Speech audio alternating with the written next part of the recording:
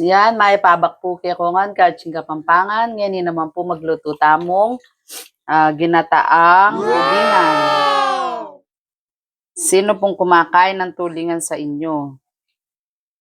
Ikaw po tatanggalan nyo ini. Sabi na kasi tanggalan ini. Ayan no. Linong tulingan po itawag ka rin.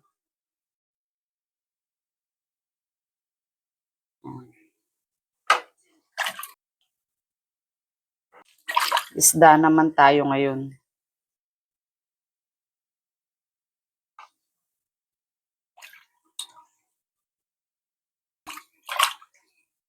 Para baby tulingan ang ating iluluto ngayon, mga Kaching Kapampangan.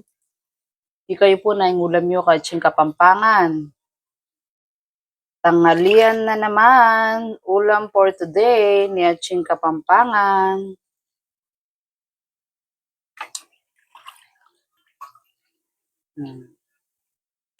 Gagataan natin.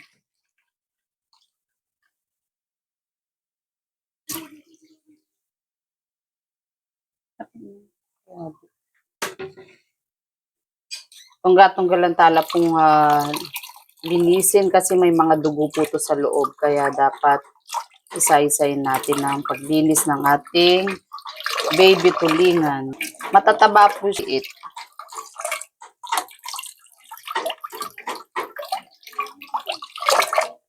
Samahan niyo po akong i-prepare natin. Madali lang naman niluto to, kaya ang paggagayak lang ang medyo matagal. Kasi bibilutin natin isa-isa sa ating pechay para mas ma-preserve chay. Comment naman kayo mga Kaching Kapampangan kung saan po nakarating ang ating mga video ni Kaching Kapampangan.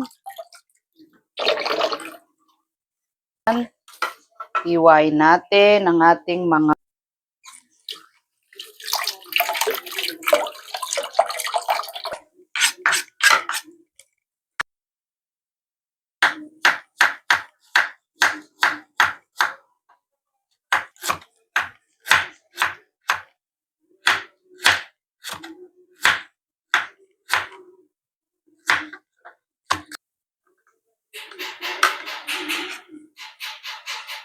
sibuyas.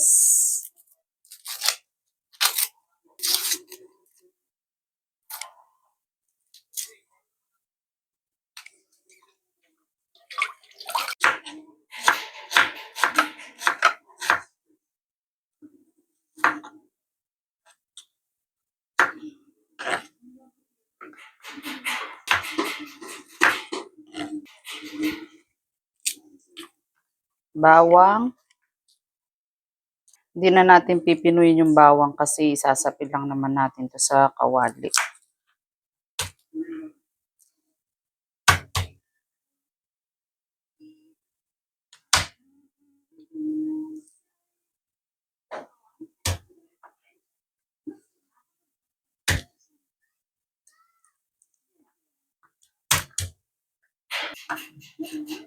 At saka siling panigang.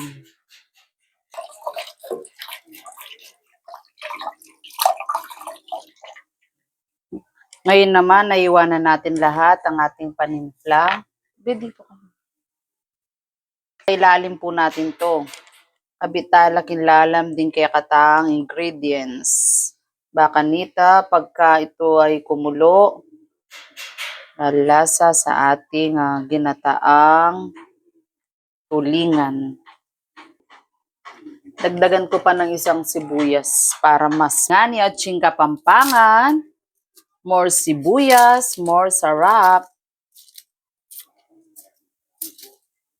Try nyo pong walang sibuyas ang lulutuin nyo. Parang kulang ang lasa, di po ba? Kaching Kapampangan. Lasa ang binibigay ng sibuyas. Pasarap talaga siya ng mga lulutuin natin.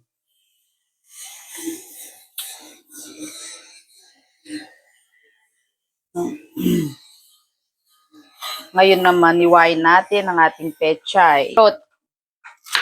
Lalagyan na natin sila ng mga pangrekado. Dapat maganda sana yung malalaki ang dahon. Pero okay na to kasi malilit lang naman ang ating tulingan.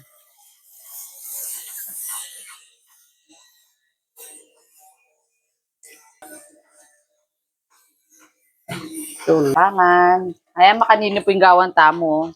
Kaching Kapampangan. Ganito po ang gagawin natin. Tingnan nyo po si Aching Kapampangan.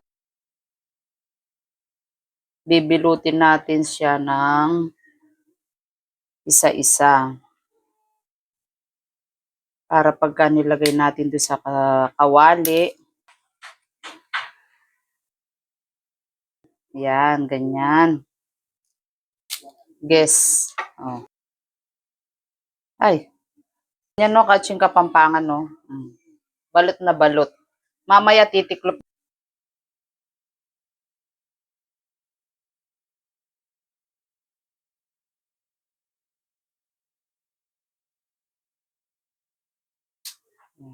Pag ulasan talaking kay yung pechay.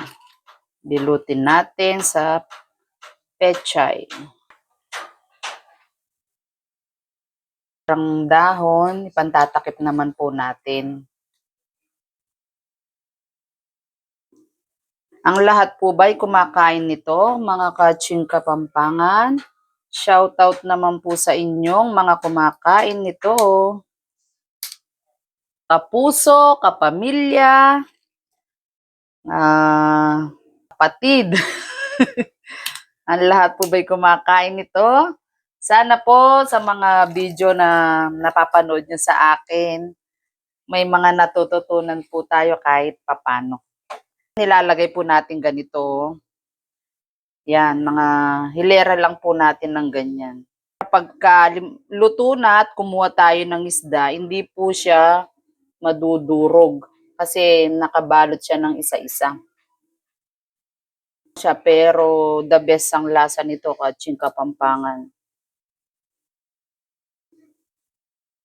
Nasa ilalim na po yung kanyang mga pangrekado.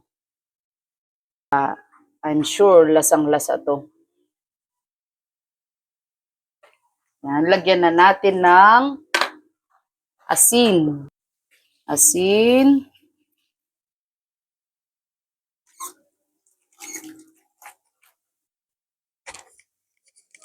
Paminta, tsaka bechin. Bechin. Paminta. Paminta, pantanggal po ng ng lansa.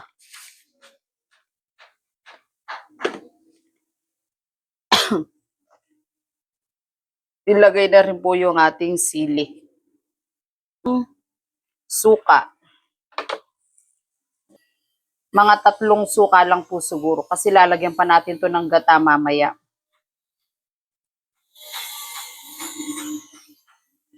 O isa pa, medyo tuyo. Ayan po natin kumulo muna sa suka tapos lalagyan natin ng konting sabaw.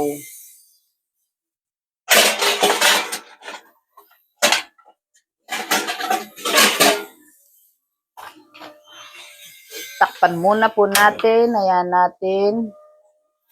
Maliit yung takip ni Aching Kapampangan.